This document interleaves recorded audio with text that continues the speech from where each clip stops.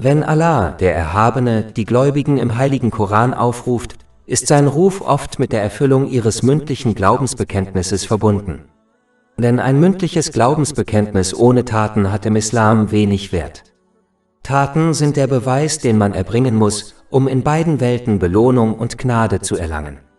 So wie ein fruchttragender Baum nur dann nützlich ist, wenn er Früchte trägt, so ist auch Glaube nur dann nützlich, wenn er gute Taten hervorbringt. In diesem Fall fordert Allah, der Erhabene, die Gläubigen auf, die negativen Auswirkungen von Alkohol zu erkennen, damit sie ihn freiwillig meiden können, da er zu diesem Zeitpunkt der göttlichen Offenbarung noch nicht verboten war. Kapitel 4 An-Nisa, Vers 43. Ihr Gläubigen, nähert euch nicht dem Gebet, während ihr betrunken seid, bis ihr wisst, was ihr sagt. Dieses Gebot wurde später durch einen anderen Vers aufgehoben, der Rauschmittelverbot. Unter Aufhebung versteht man den Vorgang, bei dem ein Gebot oder Verbot nach einiger Zeit durch ein anderes Gebot oder Verbot ersetzt wird. Allah, der Erhabene, nutzte diese Technik, um einem Menschen den Übergang vom Nicht-Muslim zum überzeugten Muslim zu erleichtern. Würden alle Gebote und Verbote auf einmal in Kraft gesetzt, würde dieser Prozess schwierig. Aus diesem Grund wurde Alkohol im Islam nicht sofort verboten, da es den meisten Menschen, die ihn tranken, schwer gefallen wäre, sofort darauf zu verzichten. Stattdessen wurde er schrittweise verboten. Kapitel 2 Al-Baqarah, Vers 219. Sie fragen dich nach Wein und Glücksspiel. Sprech, in ihnen liegt große Sünde, und dennoch ist es ein Nutzen für die Menschen. Doch ihre Sünde ist größer als ihr Nutzen. Und Kapitel 4 An-Nisa, Vers 43. Ihr Gläubigen, nähert euch nicht dem Gebet, während ihr betrunken seid, bis ihr wisst, was ihr sagt. Und schließlich Kapitel 5 Al-Ma'idah, Vers 90. Ihr Gläubigen. Rauschmittel, Glücksspiel, Opfergaben auf Steinaltären und Wahrsagerpfeile sind nichts weiter als Befleckungen durch das Werk des Satans. Meidet sie also, auf dass ihr Erfolg haben möge. Dieses Verfahren wird auch von Ärzten angewandt, die nicht sofort die volle Dosis von Medikamenten verschreiben, sondern die Dosis mit der Zeit steigern, sodass sich die Patienten positiv daran gewöhnen. Diese Strategie war in der Tat ein großer Segen und eine Gnade Allahs, des Erhabenen. Denn unzählige Menschen, die den Islam annahmen, hätten ihn abgelehnt, wenn alle endgültigen Gebote und Verbote auf einmal zu Beginn der Offenbarung offenbart worden wären. Wie der letzte Teil dieses Verses zeigt, hat Allah, der Erhabene, obwohl er zweifellos die Autorität dazu hat, dennoch den Weg der Erleichterung und Gnade für die Menschen gewählt. Kapitel 4 An-Nisa, Vers 43. Ihr Gläubigen, nähert euch nicht dem Gebet, während ihr betrunken seid, bis ihr wisst, was ihr sagt. Die Aufforderung an Muslime, vor einem Alkoholverbot selbst über die negativen Auswirkungen von Alkohol nachzudenken, zeigt, dass der Islam eine Religion des Denkens und nicht der blinde Nachahmung ist. Wer über die Dinge dieser Welt und die damit verbundenen Erfahrungen nachdenkt und ständig beurteilt, ob diese zu innerem Frieden führen oder nicht, wird erkennen, welche Schritte er in dieser Welt unternehmen und welche er vermeiden sollte. Darüber hinaus beinhaltet das eigenständige Denken das Studium der eindeutigen Beweise und Belege für die Wahrhaftigkeit des Islam in den islamischen Lehren und führt zu starkem Glauben. Starker Glaube ist unerlässlich, um Allah, dem Erhabenen, standhaft zu gehorchen, unabhängig von den Umständen, ob in guten wie in schlechten Zeiten. Man entwickelt starken Glauben, indem man die klaren Zeichen und Lehren des heiligen Koran und der Überlieferungen des heiligen Propheten Muhammad, Friede und Segen seien auf ihm, lernt und danach handelt. Diese Lehren zeigen, dass aufrichtiger Gehorsam gegenüber Allah, dem Erhabenen, inneren Frieden in diesem und im nächsten Leben fördert. Umgekehrt wird der Glaube schwach, wenn man die islamischen Lehren vernachlässigt. Solche Menschen geben leicht ihren Wünschen nach und erkennen nicht, dass der Verzicht auf diese Wünsche zugunsten des Gehorsams gegenüber Allah, dem Erhabenen, letztlich zu innerem Frieden in beiden Welten führt. Daher ist es wichtig, durch den Erwerb islamischen Wissens und dessen Anwendung Glaubenssicherheit zu erlangen und sich konsequent dem Gehorsam gegenüber Allah, dem Erhabenen, zu verpflichten. Dieser Weg beinhaltet die richtige Nutzung der gewährten Segnungen, wie sie in den islamischen Lehren dargelegt sind. Dadurch kann man ein Gefühl von Frieden und Harmonie sowohl geistig als auch körperlich erlangen und wird ermutigt, alles und jeden in seinem Leben richtig einzuordnen. Kapitel 4 An-Nisa, Vers 43. Ihr Gläubigen, geht nicht zum Gebet, wenn ihr betrunken seid, bis ihr wisst, was ihr sagt, oder wenn ihr euch in einem Zustand ritueller Unreinheit befindet. Ausgenommen sind diejenigen, die einen Gebetsort passieren, bis ihr euren ganzen Körper gewaschen habt. Dieser Vers weist darauf hin, dass Männer ihre Gebete in einer Moschee gemeinsam mit der Gemeinde verrichten sollten. Der Heilige Koran betont die Wichtigkeit der Pflichtgebete in der Gemeinde in einer Moschee. Kapitel 2 Al-Baqarah, Vers 43. Und verneige dich mit denen, die sich verneigen, in Anbetung und Gehorsam. Aufgrund der Lehren in diesem Vers und der Hadithe des heiligen Propheten Muhammad, Friede und Segen seien auf ihm, haben viele angesehene Gelehrte das gemeinschaftliche Gebet für muslimische Männer als verpflichtend erachtet. Beispielsweise warnt ein Hadith in Sunan Abu Dawud, Nummer 550, davor, dass Muslime, die ihre obligatorischen Gemeinschaftsgebete in der Moschee versäumen, von den Gefährten, möge Allah mit ihnen zufrieden sein, als Heuchler angesehen werden. Darüber hinaus warnte der heilige Prophet Muhammad, Friede und Segen seien auf ihm, sogar vor schwerwiegenden Konsequenzen, und erklärte, er würde in Erwägung ziehen, die Häuser von Männern niederzubrennen, die ihre Gebete in der Moschee ohne triftigen Grund versäumen. Dies wird in einem Hadith in Sahih Muslim, Nummer 1482, bestätigt. Wer dieser wichtigen Verpflichtung nachkommen kann, sollte dies unbedingt tun und sich nicht selbst täuschen, indem er denkt, andere gute Taten, wie die Mithilfe im Haushalt, seien ein Ersatz. Obwohl die Unterstützung der Familie, wie ein Hadith in Sahih Bukhari, Nummer 676 zeigt, tatsächlich bevorzugt wird, ist es wichtig, die Traditionen des heiligen Propheten Muhammad, Friede und Segen seien auf ihm, korrekt zu priorisieren und ihre Bedeutung nicht aufgrund persönlicher Wünsche zu verändern. Wer dies tut, weicht von seinen Lehren ab und folgt lediglich seinen eigenen Neigungen, selbst inmitten rechtschaffener Taten. Bemerkenswert ist, dass derselbe Hadith, der zuvor zitiert wurde, betont, dass der heilige Prophet Muhammad, Friede und Segen seien auf ihm, sich sofort zur Moschee begab, wenn die Zeit für das Pflichtgebet gekommen war. Kapitel 4 An-Nisa, Vers 43. Und wenn ihr krank seid oder auf einer Reise oder einer von euch von der Stelle kommt, wo er seine Notdurft verrichten muss oder ihr Kontakt zu Frauen hattet, also Geschlechtsverkehr hattet. Beim Studium des heiligen Korans und der Überlieferungen des heiligen Propheten Muhammad, Friede und Segen seien auf ihm, fällt auf, dass explizite Dinge nicht direkt besprochen, sondern aus Bescheidenheit indirekt angedeutet werden. Bescheidenheit ist daher eine Tradition Allahs, des Erhabenen, entsprechend seiner unendlichen Stellung, und man sollte Bescheidenheit entsprechend seiner geschaffenen Ebene annehmen, so wie es der heilige Prophet Muhammad, Friede und Segen seien auf ihm, tat. In einem Hadith, aufgezeichnet in Jami at-Tirmidhi, Nummer 2458, betonte der heilige Prophet Muhammad, Friede und Segen seien auf ihm, dass wahre Bescheidenheit gegenüber Allah, dem Erhabenen, das Schützen des Kopfes und seines Inhalts des Magens und dessen Inhalt, sowie das häufige Nachdenken über den Tod beinhaltet.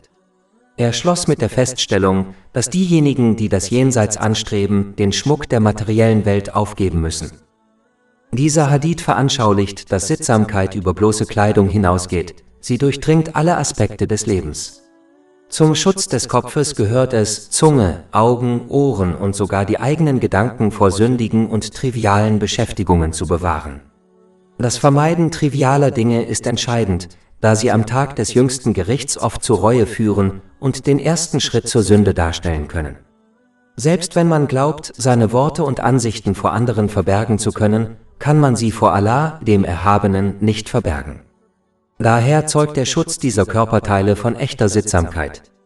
Darüber hinaus bedeutet der Schutz des Magens, sich von unerlaubtem Reichtum und Essen fernzuhalten, da deren Genuss zur Ablehnung guter Taten führen kann, wie in einem Hadith aus Sahih Muslim, Nummer 2342, erwähnt wird.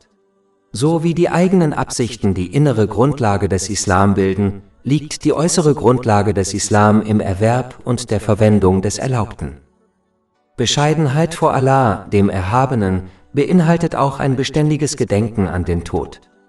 Dieses Gedenken ist entscheidend, da es zu aufrichtigem Gehorsam gegenüber Allah und zur Vermeidung von Sünden inspiriert, da man nicht weiß, wann der Tod kommt. Es erinnert daran, dass dieses Leben nicht die letzte Bleibe ist und man es unweigerlich verlassen wird. Dies im Hinterkopf zu behalten, ermutigt einen, sich auf das endgültige Ziel, das Jenseits, vorzubereiten. Diese Vorbereitung erfordert, die Segnungen, die einem gewährt wurden, richtig zu nutzen, wie sie im heiligen Koran und den Überlieferungen des heiligen Propheten Muhammad, Friede und Segen seien auf ihm, dargelegt sind. Umgekehrt vernachlässigen diejenigen, die davor zurückschrecken, über den Tod nachzudenken, die Vorbereitung auf die unvermeidliche Reise ins Jenseits.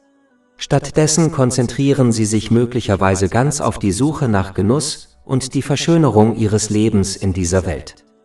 Diese Denkweise kann dazu führen, Allah, den Erhabenen, und die Bedeutung aufrichtigen Gehorsams ihm gegenüber zu vergessen, was letztlich zu Schwierigkeiten sowohl in diesem als auch im nächsten Leben führt. Kapitel 20 Taha, Vers 124. Und wer sich von meiner Erinnerung abwendet, dem wird wahrlich ein deprimierendes, schwieriges Leben bevorstehen. Und wir werden ihn am Tag der Auferstehung blind versammeln, auferwecken. Demut gegenüber Allah, dem Erhabenen, bedeutet letztlich, das Jenseits über die Ablenkungen dieser materiellen Welt zu stellen. Es ist wichtig zu verstehen, dass dies auch die Nutzung materieller Ressourcen zur Befriedigung persönlicher und abhängiger Bedürfnisse beinhaltet, während Verschwendung, Exzess und Extravaganz vermieden werden, da diese Eigenschaften von Allah, dem Erhabenen, nicht geschätzt werden. Kapitel 7 Al-Araf, Vers 31.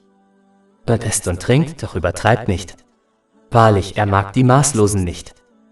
Sich auf das Leben nach dem Tod zu konzentrieren bedeutet, die empfangenen Segnungen gemäß den islamischen Lehren richtig zu nutzen, anstatt nur nach der Erfüllung persönlicher Wünsche zu streben. Wer diesen Ansatz verfolgt, wird wahren Frieden und Erfolg erfahren, sowohl in diesem als auch im Jenseits, indem er einen ausgeglichenen geistigen und körperlichen Zustand erlangt und alles und jeden in seinem Leben richtig einordnet. Kapitel 16 An-Nahl, Vers 97. Wer Gutes tut, sei es Mann oder Frau, und dabei gläubig ist, dem werden wir gewiss ein gutes Leben ermöglichen, und wir werden ihnen ihren Lohn im Jenseits ganz gewiss entsprechend dem Besten geben, was sie zu tun pflegten. Wie üblich gewährt Allah, der Erhabene, denen, die ihren Pflichten nicht nachkommen können, Zugeständnisse, da der Islam eine Religion und Lebensweise ist, die auf die Natur des Menschen zugeschnitten ist und daher seine Grenzen und Schwächen respektiert. Kapitel 4 An-Nisa, Vers 43. Und wenn ihr krank seid oder auf einer Reise oder einer von euch von der Stelle kommt, wo er seine Notdurft verrichten muss oder ihr Kontakt mit Frauen hattet, Geschlechtsverkehr hattet und kein Wasser findet, dann sucht saubere Erde und wischt euch damit über Gesicht und Hände. Durch diese Zugeständnisse ist jeder Mensch in der Lage, seine Pflichten zu erfüllen und sogar alle Prüfungen, denen er in dieser Welt ausgesetzt ist, erfolgreich zu bestehen. Kapitel 2 Al-Baqarah, Vers 286. Allah verlangt von einer Seele nichts, was ihre Fähigkeit übersteigt. Daher gibt es keine Entschuldigungen für Menschen, die Allah, dem Erhabenen, nicht aufrichtig gehorchen. Man muss die träge Haltung aufgeben, zu behaupten, man gebe sein Bestes, obwohl man es offensichtlich nicht tut. Wäre man es doch, würde man zweifellos alle von einem erwarteten Aufgaben erfolgreich erfüllen. Daher muss man die richtige Haltung einnehmen, denn man wird in beiden Welten zur Verantwortung gezogen und keine Entschuldigungen werden akzeptiert. Da von den Menschen keine Vollkommenheit verlangt wird, steht ihnen die Tür der Vergebung immer offen, bis zum Tod, unabhängig davon, ob sie religiöse Zugeständnisse machen oder aufrichtig bereuen, nachdem sie ihre Pflicht nicht erfüllt haben. Kapitel 4 An-Nisa, Vers 43. Wahrlich, Allah ist allverzeihend und allverzeihend. Aufrichtige Reue bedeutet, sich schuldig zu fühlen und Allah, den Erhabenen, und alle, denen Unrecht widerfahren ist, um Vergebung zu bitten, solange dies nicht zu weiteren Problemen führt. Man muss aufrichtig versprechen, dieselbe oder ähnliche Sünde nicht erneut zu begehen und alle Rechte gegenüber Allah, dem Erhabenen, und den Menschen wiedergutzumachen, die verletzt wurden. Man muss Allah, dem Erhabenen, weiterhin aufrichtig gehorchen, indem man die Segnungen, die er einem gewährt hat, gemäß den islamischen Lehren nutzt. Nachdem Allah, der Erhabene, einen Aspekt der göttlichen Verhaltensregeln erläutert hat, die der Menschheit gewährt wurden und die sie in beiden Welten zu innerem Frieden führen, warnt er die Menschen davor, sich von menschengemachten Verhaltensregeln zu verleiten, die nur zu Irreführung, Stress, Ärger und Schwierigkeiten in beiden Welten führen. Kapitel 4 An-Nisa, Vers 44. Habt ihr nicht jene gesehen, denen ein Teil der Heiligen Schrift gegeben wurde, die dafür aber den Irrtum erkauften und wünschten, ihr würdet vom rechten Weg abkommen? Einige Gelehrte aus dem Volk der Schrift verwarfen den ihnen verliehenen göttlichen Verhaltenskodex und interpretierten und überarbeiteten dessen göttliche Lehren absichtlich. So erfanden sie ihren eigenen Verhaltenskodex, um weltlichen Gewinn wie Macht und Reichtum zu erlangen. Da sie nur daran interessiert waren, ihre weltlichen Wünsche zu erfüllen wie Tiere, ermutigten sie andere, dasselbe zu tun, um nicht für ihr Verhalten kritisiert zu werden, da sich alle gleich verhielten. Kapitel 4 An-Nisa, Vers 44. Habt ihr nicht jene gesehen, denen ein Teil der Heiligen Schrift gegeben wurde, und die dafür den Irrtum kauften? Auch wenn der heilige Koran nicht redigiert werden kann, kann er dennoch falsch interpretiert werden, um weltliche Dinge wie Macht und Reichtum zu erlangen. Man muss es vermeiden, den Schritten der Gelehrten aus dem Volk des Buches zu folgen, da dies nur zu Ärger in beiden Welten führt. Die weltlichen Dinge, die man auf diese Weise erlangt, werden in beiden Welten zu einer Quelle von Stress, Ärger und Elend. Tatsächlich hat der heilige Prophet Muhammad, Friede und Segen seien auf ihm, diese Person in einem Hadith in Sunan ibn Majah Nummer 253 vor der Hölle gewarnt. Und wenn diese Person andere durch Fehlinterpretation der Lehren des heiligen Korans in die Irre führt, werden ihre Sünden zunehmen, je mehr Menschen ihrer Interpretation folgen. Davor wurde in einem Hadith in Jami at-Tirmidhi Nummer 2674 gewarnt. Kapitel 4 An-Nisa, Vers 44. Und wünschen, du würdest den Weg verlieren? Man kann vermeiden, von anderen in die Irre geführt zu werden, indem man sie nicht blind nachahmt. Stattdessen muss man jede Situation anhand von Wissen und Beweisen beurteilen, bevor man eine Entscheidung trifft, ob man etwas tut oder nicht. Allah, der Erhabene, hat den Menschen deshalb gesunden Menschenverstand und Intelligenz verliehen. Selbst das blinde Befolgen islamischer Lehren wird vom Islam kritisiert, da Allah, der Erhabene, möchte, dass die Menschen die islamischen Lehren unvoreingenommen beurteilen und ihnen mit Verständnis und Einsicht folgen. Kapitel 12, Jusuf, Vers 108. Sprich, dies ist mein Weg. Ich lade mit Einsicht zu Allah ein, ich und diejenigen, die mir folgen. Und Kapitel 34, Saba, Vers 46. Sprich, ich rate euch nur zu einem, steht zu zweit und einzeln für Allah und denkt dann nach. Dein Gefährte ist nicht verrückt. Er ist nur ein Warner für euch vor einer schweren Strafe. Daher sollte man es vermeiden, andere blind zu imitieren, selbst wenn dies der landläufigen Meinung entspricht. Stattdessen sollte man seinen gesunden Menschenverstand und Intellekt nutzen, um jede Situation anhand von Wissen und Beweisen zu beurteilen, bevor man eine Entscheidung trifft. Wer sich so verhält, trifft eher die richtigen Entscheidungen in religiösen und weltlichen Angelegenheiten. Darüber hinaus ermutigt der Islam den Einzelnen, seine Wünsche zu beherrschen und die ihm gewährten Segnungen gemäß den islamischen Lehren richtig zu nutzen. Diese Anleitung soll inneren Frieden in diesem und im Jenseits fördern. Daher kritisieren diejenigen, die dem Streben nach weltlichen Freuden den Vorrang geben, oft Muslime, die danach streben, Allah, dem Erhabenen, zu gehorchen. Kapitel 4 An-Nisa, Vers 44. Und wünschen, du würdest den Weg verlieren? Wenn jemand einen anderen Weg wählt als sein Umfeld, kann dies zu Unsicherheiten hinsichtlich der eigenen Lebensentscheidungen führen. Es kann sein, dass man sich unwohl fühlt, die ihm gewährten Segnungen richtig zu nutzen, insbesondere wenn man wegen seines Gehorsams gegenüber Allah, dem Erhabenen, kritisiert wird. Tragischerweise geht diese Negativität oft von der eigenen Familie aus.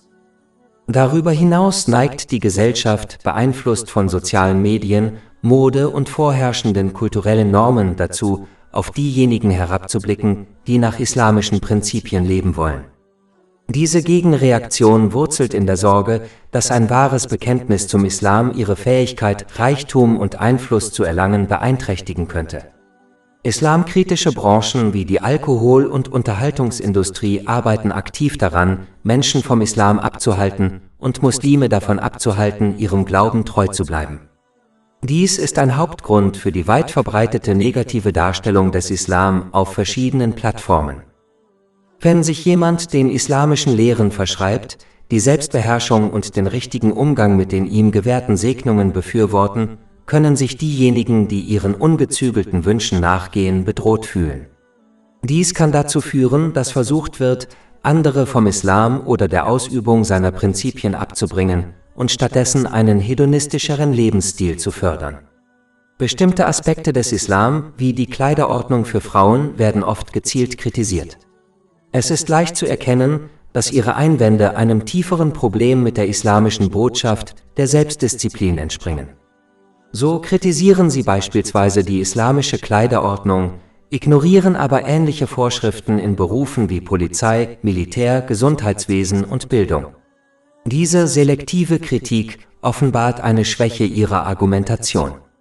In Wirklichkeit ist es der Kontrast zwischen islamischen Werten und ihrem eigenen Lebensstil, der sie unbehaglich macht und sie zu ungerechtfertigter Kritik am Islam veranlasst. Kapitel 4 An-Nisa, Vers 44. Und wünschen, du würdest den Weg verlieren? Da Allah, der Erhabene, allein alle Dinge kennt, einschließlich der Tricks der Feinde des Islam, gibt er den Schlüssel zur rechten Führung und vermeidet, von anderen in die Irre geführt zu werden. Kapitel 4 An-Nisa, Vers 44. Und Allah weiß am besten über eure Feinde Bescheid. Und Allah genügt als Verbündeter und Allah genügt als Helfer. Göttlicher Schutz vor Irreführung wird nur dem gewährt, der Allah, dem Erhabenen, aufrichtig gehorcht. Dies beinhaltet den richtigen Umgang mit den Segnungen, die einem gemäß den islamischen Lehren gewährt wurden. Dies gewährleistet einen ausgeglichenen geistigen und körperlichen Zustand, die richtige Einordnung aller Dinge und aller Menschen in sein Leben und die angemessene Vorbereitung auf die Verantwortung am Tag des jüngsten Gerichts. Dieses Verhalten führt daher zu innerem Frieden in beiden Welten. Kapitel 16 An-Nahl, Vers 97. Wer Gutes tut, sei es Mann oder Frau, und dabei gläubig ist, dem werden wir gewiss ein gutes Leben ermöglichen, und wir werden ihnen ihren Lohn im Jenseits ganz gewiss entsprechend dem Besten geben, was sie zu tun pflegten. Wer hingegen Allah, dem Erhabenen, weiterhin ungehorsam ist und die ihm gewährten Segnungen missbraucht, wird keinen göttlichen Schutz vor Irreführung erhalten. Stattdessen gerät er geistig und körperlich aus dem Gleichgewicht, bringt alles und jeden in seinem Leben in Verlegenheit und bereitet sich nicht ausreichend auf seine Verantwortung am jüngsten Tag vor. Seine Haltung führt daher zu Stress, Ärger und Schwierigkeiten in beiden Welten, selbst wenn er weltlichen Luxus genießt. Kapitel 9 Et-Tawba, Vers 82. So lasst sie ein wenig lachen und dann viel weinen als Entschädigung für das, was sie verdient haben. Und Kapitel 20 Taha, Verse 124 bis 126. Und wer sich von meiner Erinnerung abwendet, dem wird wahrlich ein bedrückendes Leben bevorstehen, und wir werden ihn am Tage der Auferstehung blind wieder auferstehen lassen. Er wird sagen, mein Herr, warum hast du mich blind wieder auferstehen lassen, wo ich doch sehend war? Er wird sagen, so kamen unsere Zeichen zu euch, doch ihr habt sie vergessen, und so werdet ihr heute vergessen sein. Es ist wichtig, dass jeder die islamischen Lehren ernst nimmt und danach handelt, auch wenn diese mit persönlichen Wünschen kollidieren. So wie ein kluger Patient dem Rat seines Arztes zum Wohle seiner Gesundheit folgt, selbst wenn dies mit unappetitlichen Medikamenten und einer strengen Diät verbunden ist, so sollte man sich auch an die Prinzipien des Islam halten. Das Engagement des klugen Patienten führt zu verbessertem geistigem und körperlichem Wohlbefinden. Ebenso erfahren diejenigen, die die islamischen Lehren annehmen, tiefgreifende Vorteile für ihren geistigen und körperlichen Zustand. Denn Allah, der Erhabene, besitzt die höchste Weisheit, Menschen zu helfen, inneren Frieden in Geist und Körper zu finden und alles und jeden in ihrem Leben richtig zu positionieren. Obwohl die Gesellschaft durch Forschung bedeutende Fortschritte im Verständnis der menschlichen Natur gemacht hat, reicht ihr Wissen nicht aus, um alle Herausforderungen zu bewältigen, denen man begegnen kann. Menschliche Einsichten können einen aufgrund inhärenter Grenzen und Vorurteile nicht vor allen Arten von Stress schützen oder helfen, alles und jeden in seinem Leben richtig zu arrangieren. Nur Allah, der Erhabene, verfügt über das hierfür notwendige umfassende Wissen, das er der Menschheit durch den heiligen Koran und die Überlieferungen des Propheten Muhammad, Friede und Segen seien auf ihm, offenbart hat. Der Unterschied zwischen denen, die ihnen gemäß den islamischen Lehren gewährten Segnungen richtig nutzen, und denen, die dies nicht tun, ist für diejenigen offensichtlich, die andere offen und unvoreingenommen beobachten. Viele Patienten vertrauen ihren Ärzten, ohne die wissenschaftlichen Grundlagen ihrer Behandlungen vollständig zu verstehen. Im Gegensatz dazu ermutigt Allah, der Erhabene, über die Lehren des Islam nachzudenken, um deren positiven Einfluss wirklich zu erkennen. Anstatt blinden Glauben zu fordern, lädt er dazu ein, die Wahrhaftigkeit dieser Lehren anhand klarer Beweise zu erkennen. Diese Reise erfordert jedoch einen offenen Geist und eine unvoreingenommene Perspektive bei der Erforschung der Prinzipien des Islam. Kapitel 12, Jusuf, Vers 108. Sprich, dies ist mein Weg. Ich lade mit Einsicht zu Allah ein, ich und diejenigen, die mir folgen. Darüber hinaus kontrolliert Allah, der Erhabene, allein die spirituellen Herzen der Menschen, die Wohnstätte des Seelenfriedens. Er allein entscheidet, wer ihn erlangt und wer nicht. Kapitel 53 An-Naim, Vers 43. Und dass er es ist, der einen zum Lachen und Weinen bringt. Und es ist klar, dass Allah, der Erhabene, nur denen Seelenfrieden schenkt, die die Segnungen, die er ihnen gewährt hat, richtig nutzen. Kapitel 4 An-Nisa, Vers 45. Und Allah weiß am besten über eure Feinde Bescheid. Und Allah genügt als Verbündeter und Allah genügt als Helfer. Allah, der Erhabene, warnt die Muslime davor, den Menschen des Buches zu folgen, die ihren Glauben bewusst gegen Unglauben eintauschten. Sie verhielten sich so, weil sie die ihnen gewährten Segnungen missbrauchen wollten und nur auf weltliche Dinge wie Macht und Reichtum bedacht waren. Kapitel 4 An-Nisa, Vers 46. Unter den Juden gibt es solche, die. Zunächst fällt auf, dass dieser Vers deutlich macht, dass sich nicht alle Personen des Buches so verhielten. Viele von ihnen gehorchten Allah, dem Erhabenen, aufrichtig, was bedeutet, die ihnen gewährten Segnungen auf eine Weise zu nutzen, die ihm gefiel, wie es in den göttlichen Lehren dargelegt ist. Dies zeigt, wie wichtig es ist, eine ganze Gruppe nicht aufgrund der Handlungen einzelner Mitglieder zu verurteilen, da dies oft zu Diskriminierung wie beispielsweise Rassismus führt. Kapitel 4 An-Nisa, Vers 46. Unter den Juden gibt es welche, die Worte verdrehen und ihren richtigen Gebrauch verfälschen. Dabei handelt es sich um die absichtliche Fehlinterpretation göttlicher Lehren zum Zwecke weltlicher Vorteile, wie etwa der Erlangung von Führungspositionen und Reichtum. Kapitel 4 An-Nisa, Vers 46.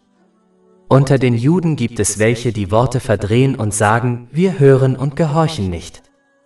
Hören und Ungehorsam bedeutet, den Glauben verbal zu akzeptieren, ihn aber nicht in die Tat umzusetzen. Dazu gehört auch, den Unterschied zwischen Gehorsam gegenüber Allah, dem Erhabenen, und Ungehorsam zu kennen, sich aber bewusst für Ungehorsam zu entscheiden, indem man die gewährten Segnungen missbraucht. Kapitel 4 An-Nisa, Vers 46. Diejenigen, die Worte verdrehen und sagen, wir hören und gehorchen nicht, und hören aber nicht gehört werden und Ra'ina und dabei ihre Zungen verdrehen. Einige Gelehrte aus dem Volk des Buches verdrehten absichtlich Worte, um den heiligen Propheten Muhammad, Friede und Segen seien auf ihm, offen zu kritisieren, während sie gleichzeitig behaupteten, ihre Worte seien unschuldig. Darüber hinaus stellten sie durch ihr Verhalten die göttlichen Lehren, die ihnen gewährt wurden, falsch dar und hielten dadurch viele Menschen davon ab, Allah, dem Erhabenen, zu gehorchen, da sie eine ungerechtfertigte und unfaire Religion darstellten. Kapitel 4 An-Nisa, Vers 46. Diejenigen, die Worte verdrehen und sagen, wir hören und gehorchen nicht, und hören aber nicht gehört werden und Ra'ina, wobei sie ihre Zungen verdrehen und die Religion diffamieren. Allah, der Erhabene, warnt dann die Muslime davor, in ihre Fußstapfen zu treten, sondern stattdessen die richtige Haltung einzunehmen, damit sie in beiden Welten Seelenfrieden erlangen. Kapitel 4 An-Nisa, Vers 46. Und wenn sie stattdessen gesagt hätten, wir hören und gehorchen. Dies verdeutlicht, dass ein mündliches Glaubensbekenntnis erst dann Gültigkeit hat, wenn es durch konkrete Gehorsamshandlungen untermauert wird. Dieser Gehorsam beinhaltet den richtigen Umgang mit den empfangenen Segnungen, wie es in den islamischen Lehren dargelegt ist. Darüber hinaus unterstreicht dieser Vers, wie wichtig es ist, göttliches Wissen richtig zu hören, damit es zu konkretem Gehorsam führt. Richtiges Hören bedeutet, sich beim Erlernen islamischen Wissens zu konzentrieren, um die Informationen zu hören und zu verstehen. Man muss über das Wissen nachdenken und dessen Zusammenhang mit den eigenen Handlungen erkennen. Man muss darüber nachdenken, wie man das besprochene Wissen in Zukunft umsetzen und es ernsthaft in sein Leben integrieren kann. Kapitel 4 An-Nisa, Vers 46. Und wenn sie stattdessen gesagt hätten, wir hören und gehorchen und warte bis wir verstehen, wäre es für sie besser und angemessener gewesen. Wer diese Schritte nicht unternimmt, hat die göttlichen Lehren nicht richtig vernommen und wird sie daher nicht in seinem Leben umsetzen. Das Versäumnis, dem islamischen Wissen richtig zuzuhören, ist ein Hauptgrund dafür, dass Muslime, die Zugang zu islamischem Wissen wie beispielsweise Vorträgen haben, ihr Verhalten oder ihre Handlungen überhaupt nicht ändern. Sie glauben fälschlicherweise, dass das bloße Hören islamischen Wissens ausreicht, um Allah, dem Erhabenen, zu gefallen, selbst wenn sie nicht die Absicht haben, die Lehren in ihrem Leben umzusetzen. Allah, der Erhabene, warnt die Menschen davor, dass die absichtliche Fehlinterpretation göttlicher Lehren zum Zwecke weltlichen Gewinns und das Versäumnis, das verbale Glaubensbekenntnis durch Taten umzusetzen, zum Unglauben führen kann. Kapitel 4 An-Nisa, Vers 46. Aber Allah hat sie für ihren Unglauben verflucht. Denn wer Allah, dem Erhabenen, weiterhin ungehorsam ist und die ihm gewährten Segnungen missbraucht, vergiftet seinen Glauben und dieser kann dadurch zugrunde gehen. Kapitel 4 An-Nisa, Vers 46. Aber Allah hat sie für ihren Unglauben verflucht, also glauben sie nicht, außer ein wenig. Es ist wichtig zu erkennen, dass der Glaube einer Pflanze ähnelt, die Pflege und Aufmerksamkeit braucht, um zu gedeihen. So wie eine Pflanze ohne Nahrung, wie zum Beispiel Sonnenlicht, verdorrt und stirbt, kann auch der Glaube eines Menschen schwinden und sterben, wenn er nicht aktiv durch Gehorsam unterstützt wird. Das ist der größte Verlust. Kapitel 4 An-Nisa, Vers 46. Aber Allah hat sie für ihren Unglauben verflucht, also glauben sie nicht, bis auf wenige. Mit wenige könnten auch die wenigen Gelehrten aus dem Volk des Buches gemeint sein, die Allah, dem Erhabenen, vor der Ankunft des Islam und nach seiner Annahme aufrichtig gehorchten, wie beispielsweise Abdullah bin Salam, möge Allah mit ihm zufrieden sein. Allah, der Erhabene, warnt dann die Leute des Buches davor, in die Fußstapfen ihrer fehlgeleiteten Gelehrten zu treten. Kapitel 4 An-Nisa, Vers 47. O ihr, denen die Schrift gegeben wurde, glaubt an das, was wir herabgesandt haben. Wie bereits erwähnt, muss man vermeiden, von Predigern in die Irre geführt zu werden, indem man sie nicht blind nachahmt. Man sollte sich nicht wie Vieh verhalten und stattdessen den gesunden Menschenverstand und Intellekt nutzen, um die klaren Beweise und Belege der islamischen Lehren zu studieren und die Wahrhaftigkeit des Islam selbst zu erkennen. Unabhängig von der Glaubensrichtung sollte man seine eigenen religiösen Lehren studieren, um festzustellen, ob sie der Wahrheit entsprechen, und es vermeiden, seine Gelehrten und Prediger blind nachzuahmen. Kapitel 12, Jusuf, Vers 108. Sprich, dies ist mein Weg. Ich lade mit Einsicht zu Allah ein, ich und diejenigen, die mir folgen. Da die Gelehrten des Volkes des Buches Experten in den heiligen Schriften waren, kannten sie den Autor des heiligen Korans, Allah, den Erhabenen, und erkannten daher dessen göttlichen Ursprung leicht. Da sowohl der heilige Koran als auch der heilige Prophet Muhammad, Friede und Segen seien auf ihm, in ihren heiligen Schriften besprochen wurden, gab es für sie keinen Grund, den Islam abzulehnen. Kapitel 6 Al-An'am, Vers 20. Diejenigen, denen wir die Schrift gegeben haben, erkennen sie den heiligen Koran, wenn sie ihre eigenen Söhne anerkennen. Und Kapitel 2 Al-Baqarah, Vers 146. Diejenigen, denen wir die Schrift gaben, kennen ihn, den Propheten Muhammad, Friede sei mit ihm, wie ihre eigenen Söhne. Und Kapitel 4 An-Nisa, Vers 47. O ihr, denen die Schrift gegeben wurde, glaubt an das, was wir herabgesandt haben, und bestätigt damit, was bei euch ist.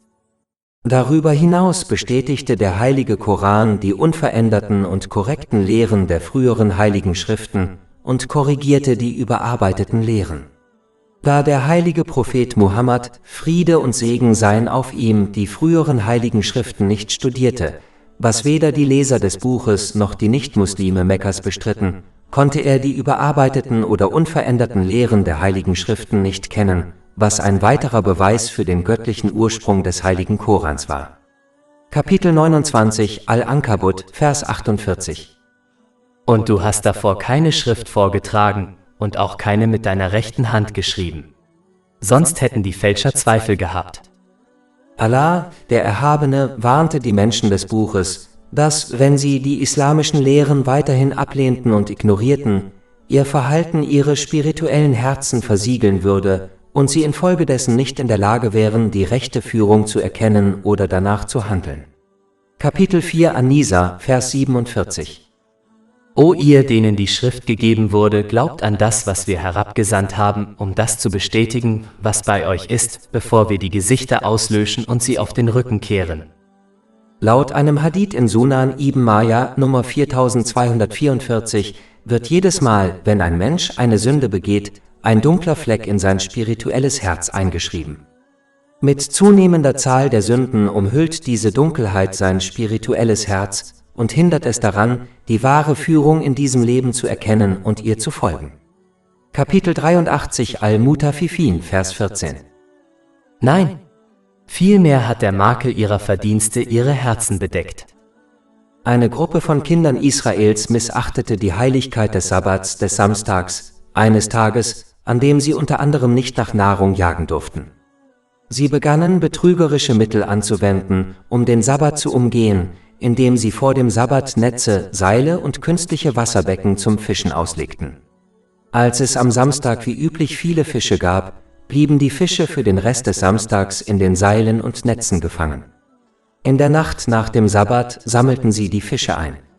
Wegen ihrer bösen Intrigen bestrafte Allah der Erhabene sie, indem er sie in Affen verwandelte. Allah der Erhabene warnt davor, ihrem Beispiel zu folgen, da dies nur dazu führt, dass man sich wie ein Tier verhält, indem man nur danach strebt, seine weltlichen Wünsche zu erfüllen, indem man die Segnungen missbraucht, die einem gewährt wurden. Infolgedessen werden diese animalischen Menschen weder in dieser noch in der nächsten Welt Seelenfrieden finden, da sie nicht erkennen können, wie wichtig es ist, Allah dem Erhabenen zu gehorchen und wie dieser in beiden Welten zu Seelenfrieden führt. Kapitel 7 Al-Araf, Vers 163. Und frage sie nach der Stadt am Meer, als sie den Sabbat übertraten und ihre Fische an ihrem Sabbattag zu ihnen kamen, und an dem Tag, an dem sie keinen Sabbat hatten, kamen sie nicht zu ihnen.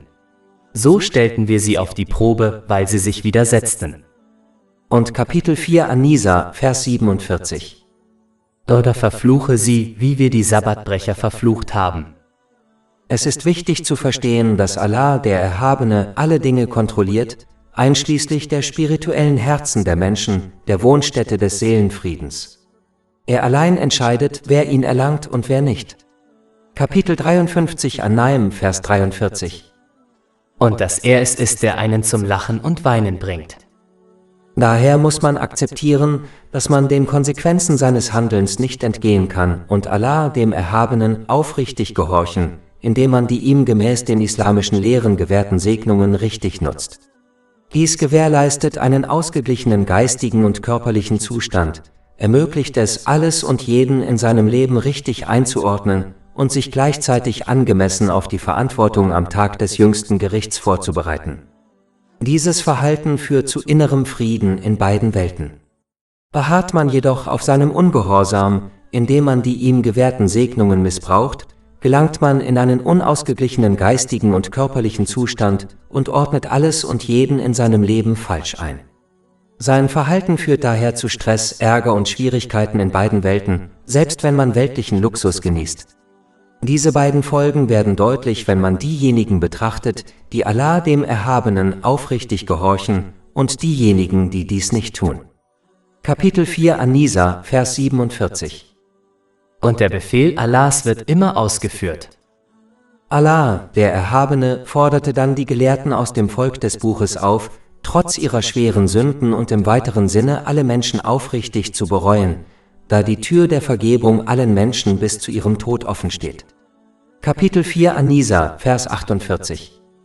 Wahrlich, Allah vergibt nicht, dass man ihm Gesellschaft leistet, doch er vergibt das Geringere, wem er will. Islamische Gelehrte sind sich allgemein einig, dass die Sünde, die Allah, der Erhabene, am Tag des jüngsten Gerichts nicht vergeben wird, der Unglaube ist. Er wird in dieser Welt vergeben, wenn man aufrichtig bereut und den Islam annimmt. Stirbt man jedoch im Unglauben, wird er am Tag des jüngsten Gerichts nicht vergeben. Alle anderen Sünden hingegen, die man nicht aufrichtig bereut hat, kann Allah, der Erhabene, am Tag des jüngsten Gerichts vergeben, wenn er es so will. Es ist jedoch wichtig zu beachten, dass Allah, der Erhabene, demjenigen, der seine Rechte verletzt, leicht vergibt, die Menschen aber nicht zwingt, einander zu vergeben. Da am Tag des jüngsten Gerichts Gerechtigkeit herrscht, wird der Übeltäter gezwungen sein, seine guten Taten seinen Opfern zu überlassen und, falls nötig, die Sünden seiner Opfer auf sich zu nehmen. Dies kann durchaus dazu führen, dass der Übeltäter in die Hölle geworfen wird. Davor warnt ein Hadith in Sahih Muslim, Nummer 6579. Auch wenn Allah, der Erhabene, alle Sünden vergeben kann, weniger als Unglauben am Tag des jüngsten Gerichts, darf man sich nicht Wunschdenken hingeben, da dies nur dazu ermutigt, Allah, dem Erhabenen, weiterhin ungehorsam zu sein. Wunschdenken bedeutet, Allah, dem Erhabenen, weiterhin ungehorsam zu sein und gleichzeitig seine Barmherzigkeit und Vergebung in beiden Welten zu erwarten. Diese Haltung hat im Islam keinen Wert. Wahre Hoffnung hingegen bedeutet, sich um den Gehorsam gegenüber Allah, dem Erhabenen, zu bemühen, die gewährten Segnungen gemäß den islamischen Lehren richtig zu nutzen, sein Verhalten zu ändern und dann auf die Barmherzigkeit und Vergebung Allahs des Erhabenen in beiden Welten zu hoffen. Dieser Unterschied wird in einem Hadith in Jami at-Tirmidhi, Nummer 2459, erörtert.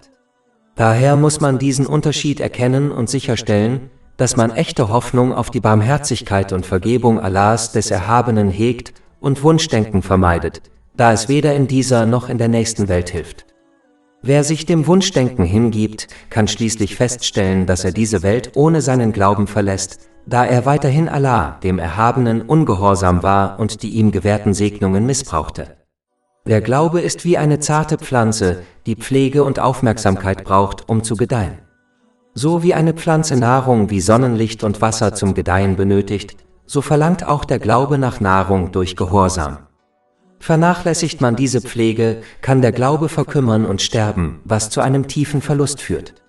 Und wenn dies geschieht, wird Allah, der Erhabene, dieser Person am Tag des jüngsten Gerichts keine Vergebung gewähren. Kapitel 4 An-Nisa, Vers 48. Wahrlich, Allah vergibt nicht, dass man ihm Gesellschaft leistet, doch er vergibt das Geringere, wem er will. Dieser Vers könnte sich auch auf den kleinen Polytheismus beziehen. Kleiner Polytheismus bedeutet, eine gute Tat aus einem anderen Grund als der Befriedigung Allahs, des Erhabenen, zu vollbringen. Ein Hadith in Sunan Ibn Majah, Nummer 3989, warnt davor. Die Unaufrichtigkeit dieser Person wird weder übersehen noch vergeben, und sie wird daher weder in dieser noch in der nächsten Welt belohnt. Ein Hadith in Jami at-Tirmidhi, Nummer 3154, warnt davor. Man muss daher Verhaltensweisen vermeiden, die zum Verlust von Belohnung und zu Bestrafung im Jenseits führen, wie Wunschdenken und Polytheismus, indem man solches Verhalten aufrichtig bereut. Aufrichtige Reue bedeutet, aufrichtige Reue zu empfinden und Allah, den Erhabenen, und alle, denen man Unrecht getan hat, um Vergebung zu bitten, solange dies nicht zu weiteren Problemen führt. Es ist wichtig, sich ernsthaft dazu zu verpflichten, dieselben Fehler in Zukunft zu vermeiden und alle Rechte, die gegenüber Allah, dem Erhabenen, und anderen verletzt wurden, wiedergutzumachen.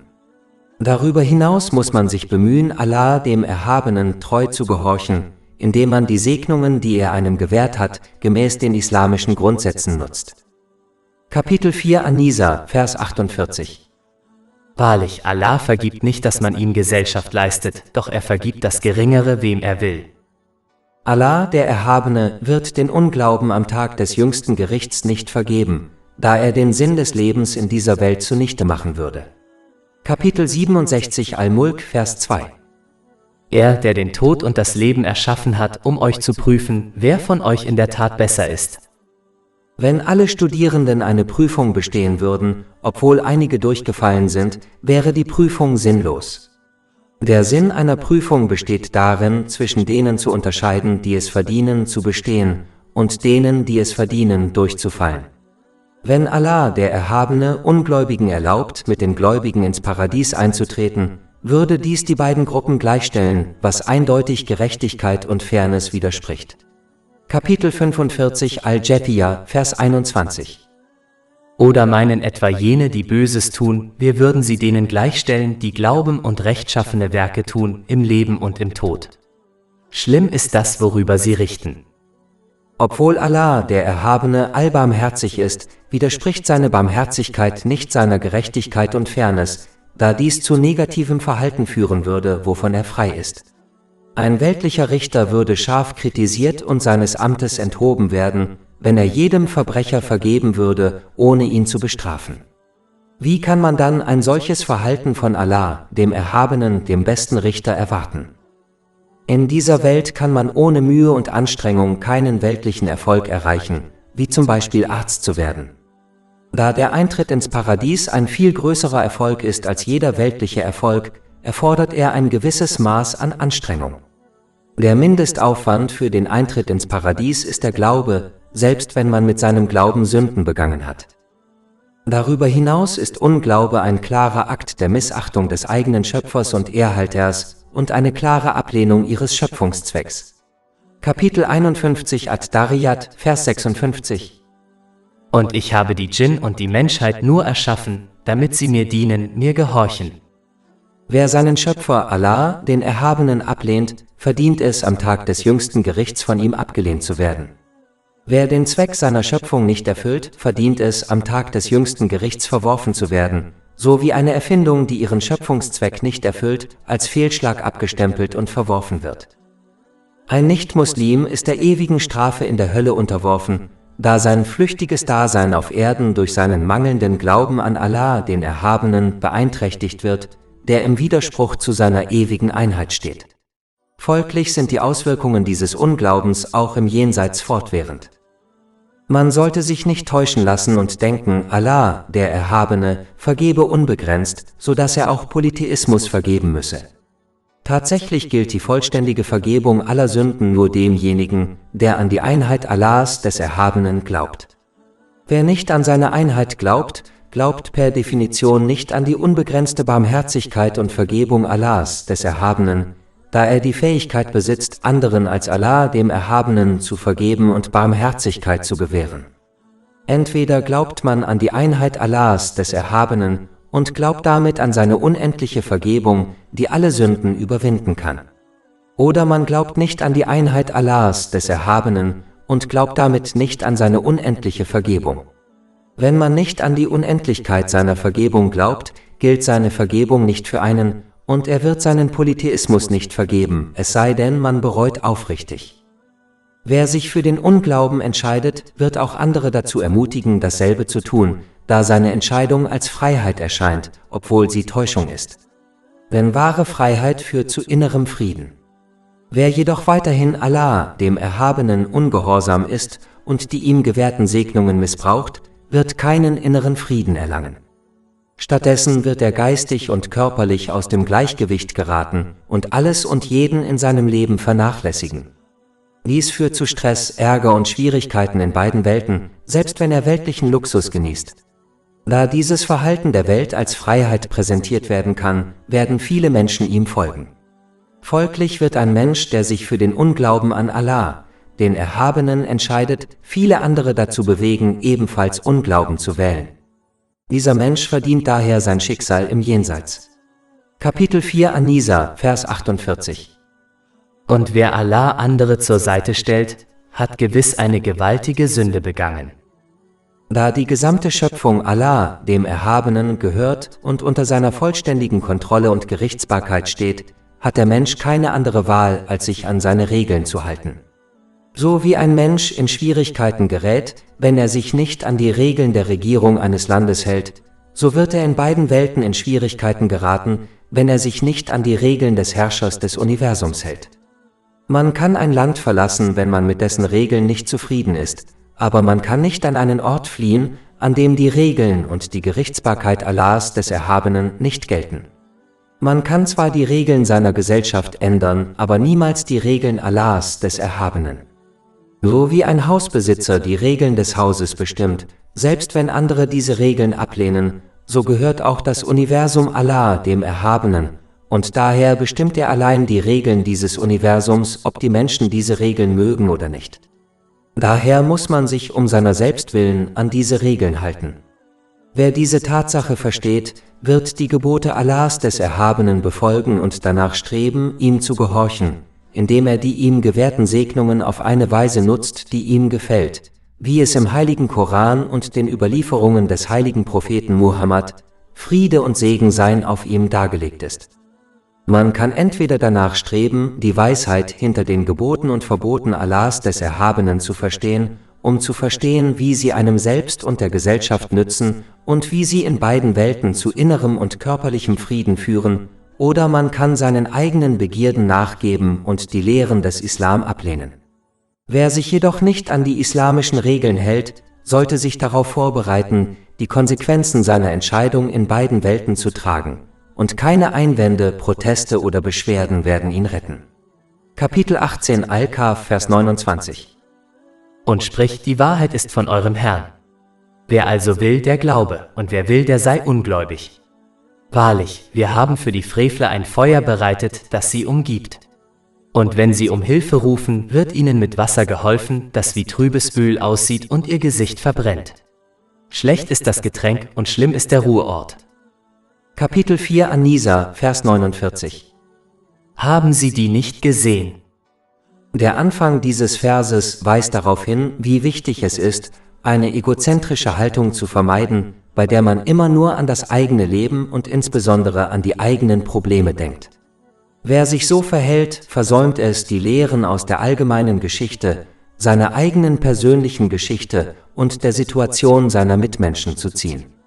Aus diesen Dingen zu lernen, ist eine der wirksamsten Möglichkeiten, sein Verhalten zu verbessern, eine Wiederholung der Geschichte zu vermeiden und inneren Frieden zu erlangen. Wer beispielsweise beobachtet, wie die Reichen und Berühmten die ihnen gewährten Segnungen missbrauchen und dadurch trotz ihrer vergnüglichen Momente und des Genusses dieser Welt unter Stress, psychischen Störungen, Drogensucht und Selbstmordgedanken leiden, wird dem Beobachter zeigen, dass er nicht in ihre Fußstapfen treten und die ihnen gewährten Segnungen missbrauchen sollte. Er wird davon überzeugt sein, dass innerer Frieden nicht im Besitz vieler weltlicher Dinge liegt. Oder wenn man einen Kranken beobachtet, sollte dies ihn ermutigen, für seine eigene Gesundheit dankbar zu sein und sie richtig zu nutzen, bevor er sie ebenfalls verliert. Deshalb ermutigt der Islam Muslime regelmäßig, gläubige Menschen zu werden, anstatt sich so in ihre eigenen Angelegenheiten zu vertiefen, dass sie nichts anderem mehr Aufmerksamkeit schenken. Kapitel 47 Muhammad, Vers 10. Sind sie nicht durch das Land gereist und haben gesehen, wie das Ende derer war, die vor ihnen lebten? Wie bereits gewarnt, wird derjenige, der Wunschdenken hegt, weiterhin Allah, dem Erhabenen, ungehorsam sein. Die Menschen des Buches hegten Wunschdenken, da sie annahmen, sie seien die Geliebten Allahs, des Erhabenen und sein auserwähltes Volk. Kapitel 5 Al-Maida, Vers 18. Doch die Juden und Christen sagen, wir sind Kinder Allahs und seine Geliebten. Sprich, warum bestraft er euch dann für eure Sünden? Vielmehr seid ihr Menschen und gehört zu seinen Geschöpfen. Er vergibt, wem er will, und er bestraft, wen er will. Sie behaupten, dass ihnen Vergebung und Barmherzigkeit unabhängig von ihren Taten garantiert seien. Kapitel 4 An-Nisa, Vers 49. Haben sie nicht jene gesehen, die behaupten, rein zu sein? Leider haben viele Muslime dasselbe Wunschdenken übernommen. Diese unwissenden Menschen glauben, dass ihnen, da sie aus dem Volk des heiligen Propheten Muhammad, Friede und Segen seien auf ihm stammen, unabhängig von ihren Taten vergeben wird. Ein unwissender Mensch, der es versäumt, islamisches Wissen zu erlernen und danach zu handeln, wird annehmen, dass sich die Tradition Allahs, des Erhabenen, für ihn ändern wird, genau wie die Menschen des Buches es annahmen. Das heißt, obwohl Allah die früheren Völker, die ihm beharrlich ungehorsam waren, bestraft hat und bestrafen wird, glaubt der unwissende Mensch, dass sich diese Tradition für ihn ändern wird. Aber er versteht nicht, dass sich die Tradition Allahs, des Erhabenen, für niemanden und kein Volk ändert. Kapitel 35 Fatir, Vers 43. Erwarten Sie denn etwas anderes als den Weg, das Schicksal der früheren Völker? Doch ihr werdet auf Allahs Weg, das heißt der festgelegten Methode, keine Veränderung finden. Und ihr werdet auf Allahs Weg keine Veränderung finden. Wie bereits erwähnt, besteht die Gefahr, dass jemand, der sich Wunschdenken hingibt, seinen Glauben verliert. Die Menschen im Buch, die sich Wunschdenken hingaben, gingen davon aus, trotz ihres Unglaubens immer noch Gläubige zu sein und behaupteten daher kühn, sie würden ins Paradies kommen, selbst wenn sie zuvor eine kleine Strafe erleiden müssten. Kapitel 2 Al-Baqarah, Vers 80. Und sie sagen, das Feuer wird uns nur wenige Tage lang berühren. Sprich, habt ihr einen Bund mit Allah geschlossen? Allah wird seinen Bund niemals brechen. Oder sagt ihr etwa etwas über Allah, was ihr nicht wisst? Leider haben einige Muslime dieselbe Haltung angenommen. Sie gehen davon aus, dass ihr Glaube ihnen garantiert den Weg aus dieser Welt ebnet und betrachten sich daher als rein und erlöst. Kapitel 4 An-Nisa, Vers 49. Haben Sie nicht jene gesehen, die behaupten, rein zu sein? Doch Allah, der Erhabene, macht deutlich, dass Reinheit darin liegt, sein mündliches Glaubensbekenntnis durch Taten zu untermauern. Dies beinhaltet aufrichtigen Gehorsam gegenüber Allah, dem Erhabenen, indem man die von ihm gewährten Segnungen gemäß den islamischen Lehren richtig nutzt. Dieses Verhalten gewährleistet die Reinheit von Absichten, Worten und Taten und führt zu innerem Frieden in beiden Welten, indem man einen ausgeglichenen geistigen und körperlichen Zustand erreicht, alles und jeden in seinem Leben richtig einordnet und sich angemessen auf die Verantwortung am Tag des jüngsten Gerichts vorbereitet. Kapitel 4 An-Nisa, Vers 49. Vielmehr reinigt Allah, wen er will. Unabhängig davon, ob man den Weg der Reinheit wählt oder nicht, wird man in beiden Welten mit den Konsequenzen seiner Wahl konfrontiert. Kapitel 4 An-Nisa, Vers 49. Und ihnen wird kein Unrecht zugefügt, nicht einmal so viel wie ein Faden im Dattelsamen.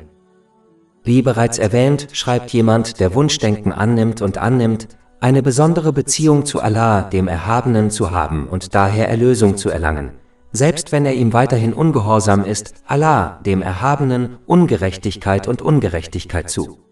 Er behauptet, Allah, der Erhabene, werde den Übeltäter unter ihnen gleich behandeln wie einen Guten. Kapitel 45 Al-Jathiyah, Vers 21. Oder meinen etwa jene, die Böses tun, wir würden sie denen gleichstellen, die glauben und rechtschaffene Werke tun, im Leben und im Tod. Schlimm ist das, worüber sie richten. Dieser falsche und höchst respektlose Glaube an Allah, den Erhabenen, reicht aus, um einen Menschen zu zerstören. Kapitel 4 An-Nisa, Vers 50.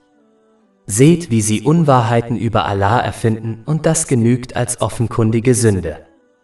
Man muss daher vermeiden, einen falschen Glauben an Allah, den Erhabenen, zu entwickeln, indem man sich über seine göttlichen Eigenschaften und Namen informiert, die im heiligen Koran und den Überlieferungen des heiligen Propheten Muhammad, Friede und Segen seien auf ihm, beschrieben werden. Dies stellt sicher, dass man auf die richtige Weise an Allah, den Erhabenen, glaubt und ihm aufrichtig gehorcht, indem man seine Segnungen, die er einem gemäß den islamischen Lehren gewährt hat, richtig nutzt. Wer hingegen die göttlichen Eigenschaften und Namen Allahs, des Erhabenen, nicht kennt, entwickelt einen falschen Glauben an ihn, der nur zu seinem Ungehorsam führt, wie etwa Wunschdenken. Wer beispielsweise richtig versteht, dass Allah, der Erhabene, allverzeihend ist, wird sich bemühen, ihm aufrichtig zu gehorchen und hoffen, dass er seine Sünden vergibt. Wer jedoch fälschlicherweise an die Vergebung Allahs, des Erhabenen, glaubt, wird in seinem Ungehorsam verharren und annehmen, dass er ihm vergeben wird. Allah, der Erhabene, kritisiert dann Menschen, die religiöse und traditionelle Neuerungen übernehmen und dabei die göttlichen Lehren, die er ihnen gewährt hat, ignorieren. Kapitel 4 An-Nisa, Vers 51. Haben Sie nicht diejenigen gesehen, denen ein Teil der Heiligen Schrift gegeben wurde, die an Aberglauben und falsche Anbetungsgegenstände glauben? Insbesondere übernahmen einige Gelehrte aus dem Volk des Buches seltsame Bräuche und Glaubensvorstellungen, die ihren göttlichen Lehren widersprachen, um weltlichen Gewinn wie z.B. Macht und Reichtum zu erlangen.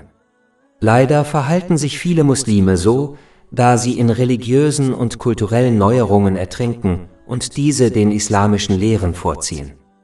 Diese Haltung gilt es zu vermeiden. Man muss sich strikt an die beiden Quellen der Führung halten, den heiligen Koran und die Überlieferungen des heiligen Propheten Muhammad, Friede und Segen seien auf ihm, und alle anderen Quellen religiösen Wissens meiden. Je mehr man anderen Quellen religiösen Wissens folgt, selbst wenn diese zu guten Taten führen, desto weniger wird man den beiden Quellen der Führung folgen, was wiederum zur Irreführung führt. Deshalb warnte der heilige Prophet Muhammad, Friede und Segen seien auf ihm, in einem Hadith in Sunan Abu Dawud, Nummer 4606, dass jede Angelegenheit, die nicht in den beiden Quellen der Führung verwurzelt ist, von Allah, dem Erhabenen, abgelehnt wird. Je mehr man sich auf andere Quellen religiösen Wissens stützt, desto eher neigt man dazu, Dinge zu tun, die den Lehren des Islam widersprechen. So führt der Teufel die Menschen Schritt für Schritt in die Irre.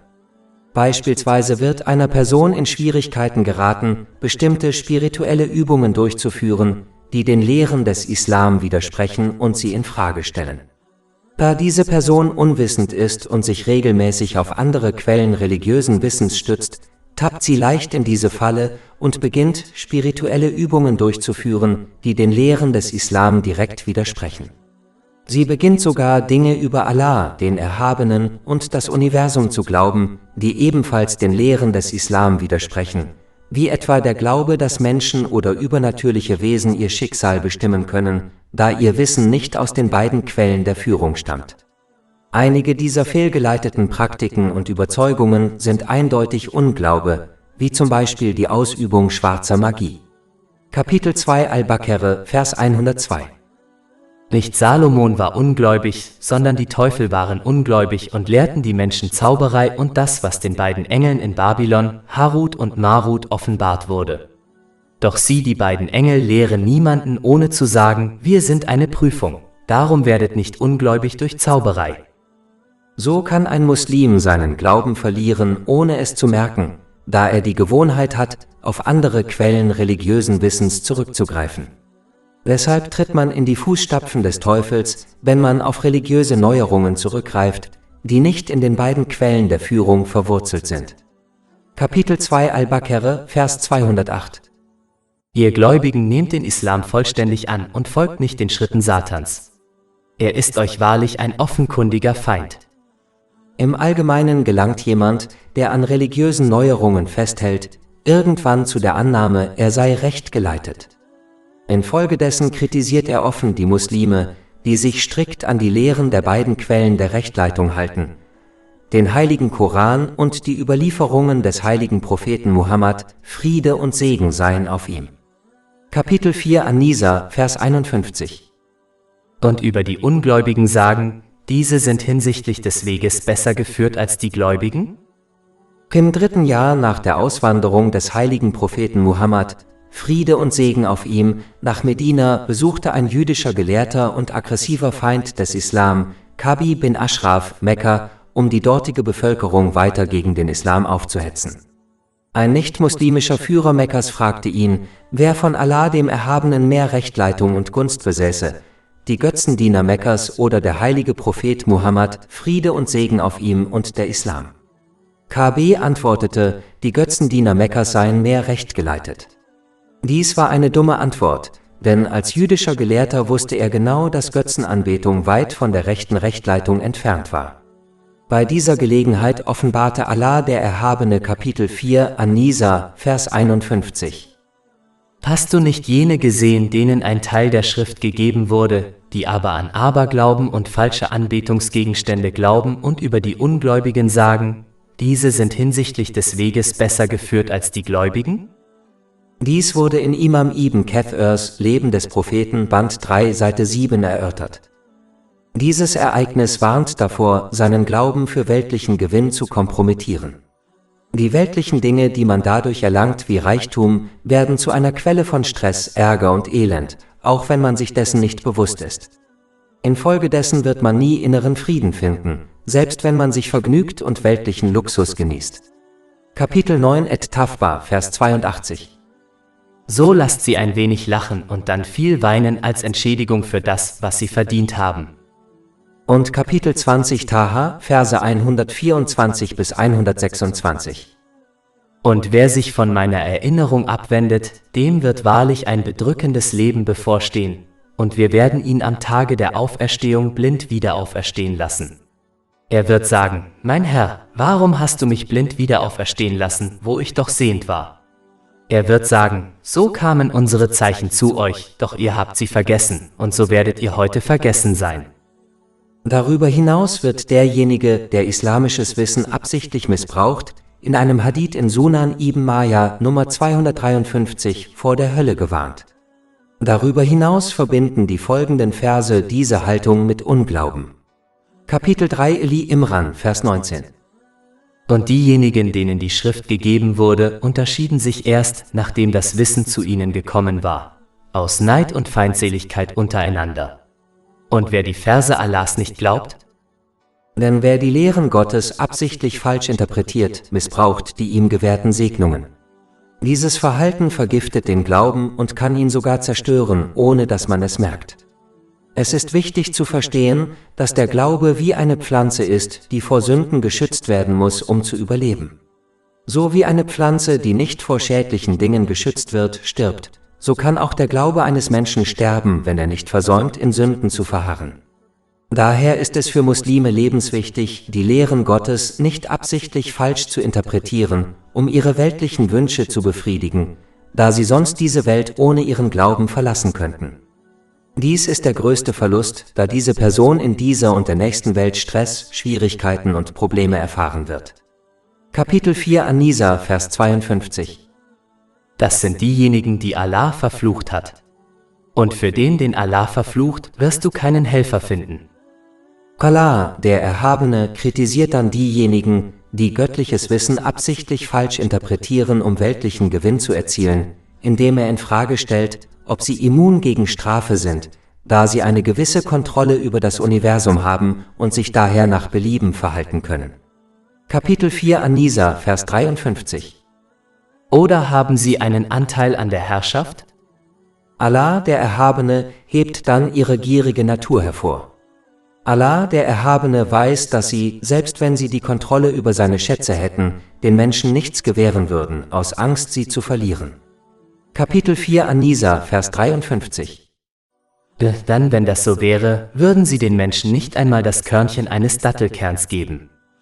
Generell kann Gier dazu führen, dass ein Mensch seine Pflicht, die vorgeschriebenen Almosen zu geben, vernachlässigt, was letztlich zu Zerstörung in diesem und im nächsten Leben führt.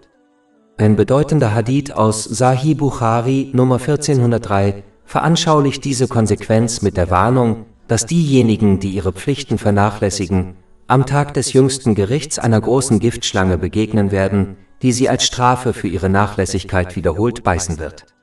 Kapitel 3 Eli Imran, Vers 180. Und diejenigen, die gierig zurückhalten, was Allah ihnen von seiner Huld gegeben hat, sollen nicht denken, es sei besser für sie. Im Gegenteil, es ist schlimmer für sie.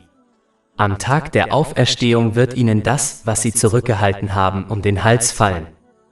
Wenn Gier einen Menschen daran hindert, Almosen zu geben, ist das vielleicht nicht ungesetzlich, aber sicherlich kein Grund zum Stolz. Es widerspricht den Eigenschaften eines wahren Gläubigen. Im Grunde trennt sich ein geiziger Mensch von Allah, dem Erhabenen, vom Paradies und von anderen und nähert sich der Hölle. Diese Vorsicht findet sich auch in einem Hadith in Jami et-Tirmidhi, Nummer 1961. Gier kann einen Menschen dazu bringen, die ihm geschenkten Gaben wie Zeit und Reichtum nur für den persönlichen Vorteil zu nutzen. Oftmals übersehen sie, dass wahrer Frieden und Erfolg in diesem und im Jenseits dadurch entstehen, dass man das, was einem geschenkt wurde, so nutzt, dass es Allah, dem Erhabenen, gefällt, dem wahren Besitzer und Geber aller Segnungen.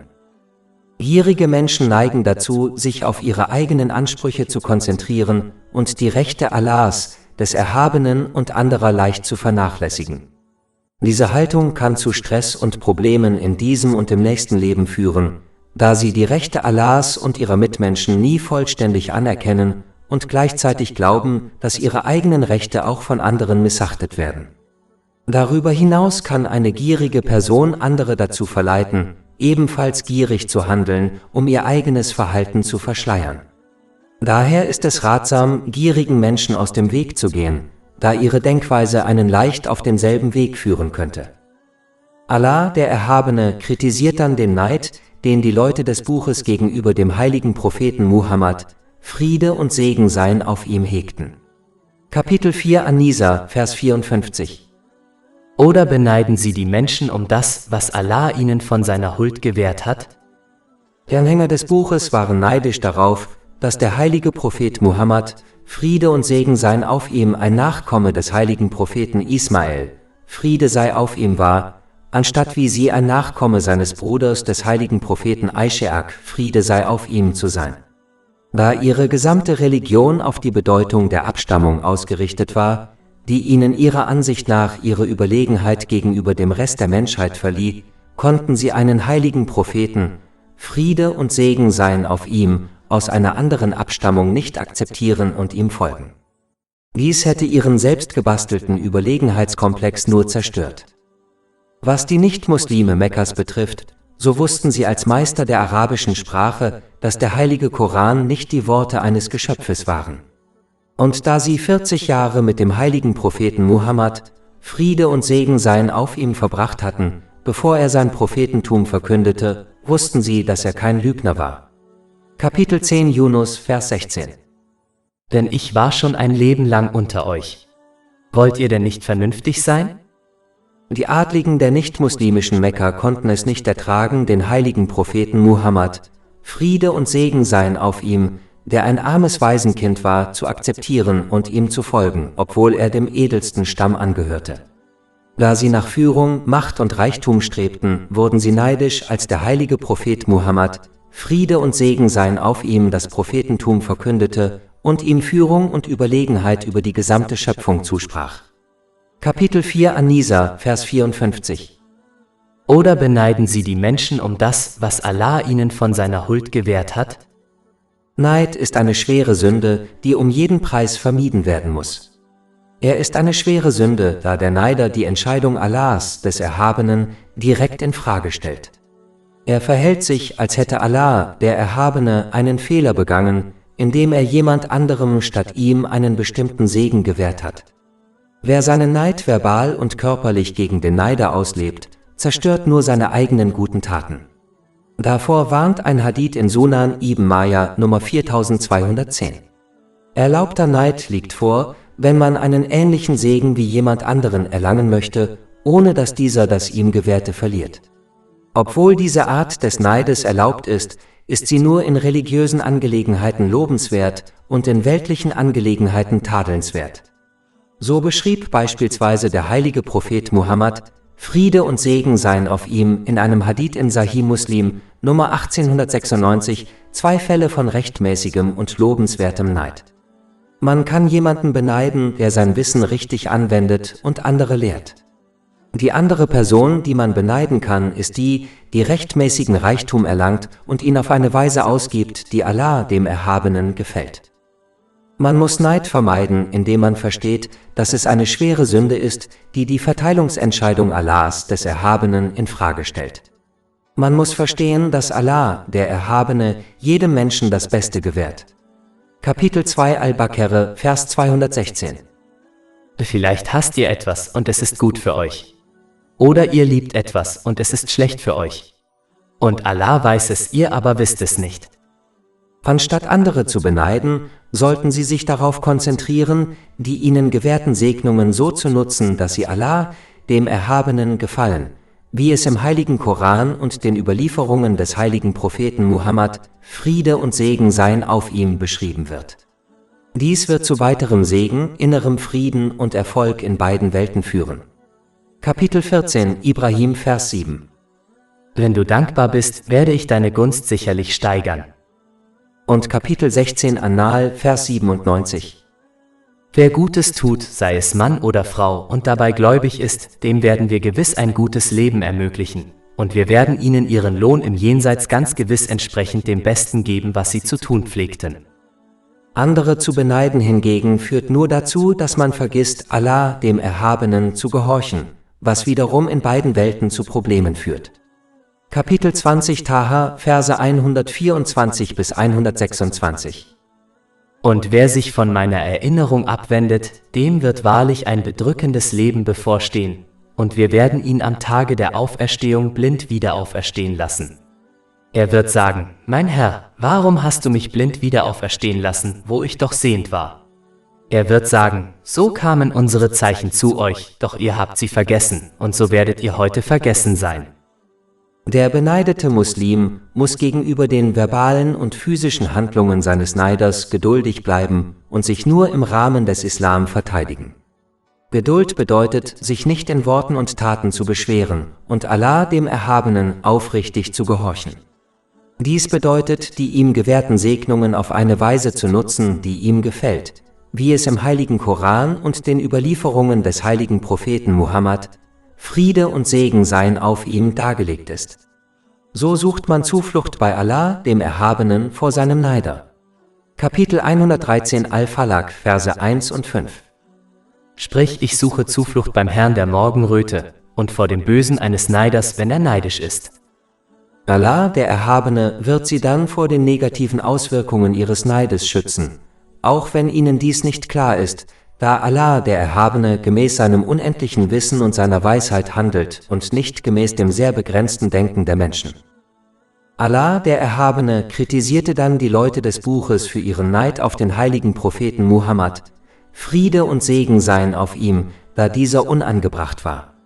Allah, der Erhabene, hatte bereits ihrem Vorfahren, dem heiligen Propheten Ibrahim, Friede sei auf ihm, große Segnungen gewährt, deren Erben sie waren. Kapitel 4 An-Nisa, Vers 54. Oder beneiden sie die Menschen um das, was Allah ihnen von seiner Großzügigkeit gegeben hat.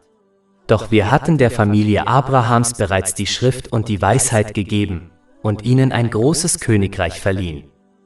Allah, der Erhabene, verlieh den Menschen des Buches durch die göttlichen Lehren und die Führung, die er ihren rechtschaffenen Vorfahren, darunter unzähligen heiligen Propheten, Friede sei mit ihnen, gewährte, Überlegenheit über alle anderen Nationen. Der heilige Koran und die Überlieferungen des heiligen Propheten Muhammad, Friede und Segen seien mit ihm, waren die letzten und größten Segnungen, die der Menschheit durch die Linie ihres Vorfahren, des heiligen Propheten Ibrahim, Friede sei mit ihm, gewährt wurden. Daher hätten sie den heiligen Propheten Muhammad, Friede und Segen seien mit ihm, nicht beneiden, sondern den Islam als Quelle der Ehre für sich und den Rest der Menschheit betrachten sollen. Kapitel 4 An-Nisa, Vers 54. Wir hatten der Familie Abrahams bereits die Schrift und die Weisheit gegeben und ihnen ein großes Königreich verliehen. Allah, der Erhabene, erinnerte die Araber und die Anhänger des Buches in Medina daran, dass sie trotz ihres Stolzes Nachkommen des heiligen Propheten Ibrahim, Friede sei mit ihm zu sein, wahren Segen und Barmherzigkeit von Allah, dem Erhabenen, nur durch seinen aufrichtigen Gehorsam erlangen würden. Dieser Gehorsam bedeutete, die Lehren des Islam aufrichtig anzunehmen und zu befolgen und die Wahrheit des heiligen Propheten Muhammad, Friede und Segen seien mit ihm und des heiligen Korans anzuerkennen. Darüber hinaus dient dieser Vers den nicht-muslimischen Arabern und Anhängern des Buches als eindringliche Erinnerung daran, dass sie durch die Ablehnung der unbestreitbaren Wahrheit des Islam ihren Anspruch auf das Erbe ihres Vorfahren, des heiligen Propheten Ibrahim, Friede sei mit ihm, verwirkten. Stattdessen soll dieses Erbe denen anvertraut werden, die seine Lehren wahrhaftig verkörperten, nämlich dem heiligen Propheten Muhammad, Friede und Segen seien mit ihm und seinen Gefährten, möge Allah mit ihnen zufrieden sein. Sollten die nicht-muslimischen Araber und die Leute der Schrift in ihrem Ungehorsam verharren, würden sie die Segnungen, die das Erbe des heiligen Propheten Ibrahim, Friede sei mit ihm, mit sich bringt, sowohl in diesem Leben als auch im Jenseits verlieren. Kapitel 4 An-Nisa, Vers 54. Wir hatten der Familie Abrahams bereits die Schrift und die Weisheit gegeben und ihnen ein großes Königreich verliehen. Generell könnte sich das Buch auf das Gesetz beziehen, also den Verhaltenskodex, nach dem die Menschen leben müssen, um die ihnen gewährten Segnungen richtig zu nutzen. Dies wird ihnen inneren Frieden verschaffen und die Rechte Allahs, des Erhabenen und der Menschen erfüllen. Dieses Gesetz wird somit die Verbreitung von Frieden und Gerechtigkeit in der Gesellschaft gewährleisten. Weisheit ist notwendig, da sie den Menschen lehrt, ihr Wissen, wie beispielsweise das Gesetz, richtig anzuwenden, damit es ihnen und anderen Menschen in beiden Welten zugutekommt. Sowohl Gesetz als auch Weisheit sind notwendig, um eine gerechte und friedliche Gesellschaft zu schaffen.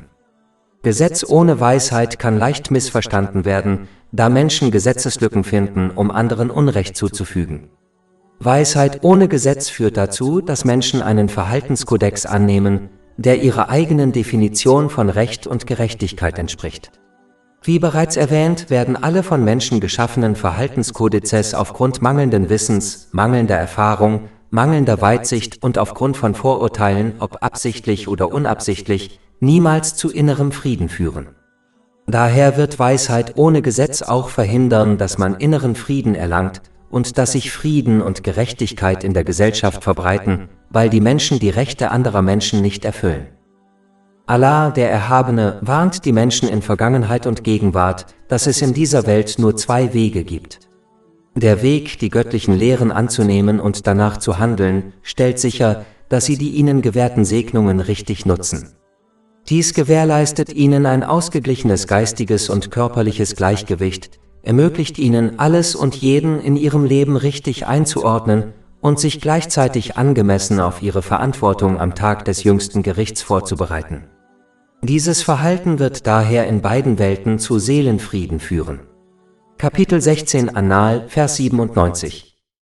Wer Gutes tut, sei es Mann oder Frau, und dabei gläubig ist, dem werden wir gewiss ein gutes Leben ermöglichen, und wir werden ihnen ihren Lohn im Jenseits ganz gewiss entsprechend dem Besten geben, was sie zu tun pflegten. Der zweite Weg ist die Ablehnung und Missachtung göttlicher Lehren und infolgedessen der Missbrauch der empfangenen Segnungen. Dies führt lediglich zu einem unausgeglichenen geistigen und körperlichen Zustand, führt dazu, dass man alles und jeden im Leben falsch einordnet und sich nicht ausreichend auf die Verantwortung am Tag des jüngsten Gerichts vorbereitet. Dieser Weg führt daher zu Stress, Ärger und Schwierigkeiten in beiden Welten, selbst wenn man weltlichen Luxus genießt. Kapitel 9 Et-Tawba, Vers 82. So lasst sie ein wenig lachen und dann viel weinen als Entschädigung für das, was sie verdient haben. Und Kapitel 20 Taha, Verse 124 bis 126. Und wer sich von meiner Erinnerung abwendet, dem wird wahrlich ein bedrückendes Leben bevorstehen, und wir werden ihn am Tage der Auferstehung blind wieder auferstehen lassen. Er wird sagen, mein Herr, warum hast du mich blind wieder auferstehen lassen, wo ich doch sehend war? Er wird sagen, so kamen unsere Zeichen zu euch, doch ihr habt sie vergessen, und so werdet ihr heute vergessen sein. Und Kapitel 4 An-Nisa, Vers 55. Und einige von ihnen glaubten daran, und einige von ihnen waren dagegen.